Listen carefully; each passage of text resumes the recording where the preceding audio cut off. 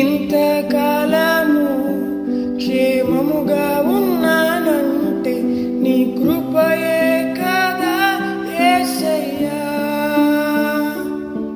నా బలము కాదయ్యా, నా శక్తి కాదయ్యా, నీ చల్లని చూపే చాలు యేసయ్యా. నా బలము కాదయ్యా, నా శక్తి కాదయ్యా, నీ చల్లని చూపే చాలు యేసయ్యా. నీకే ఆరాధన, నీకే ఆరాధన, స్తుతి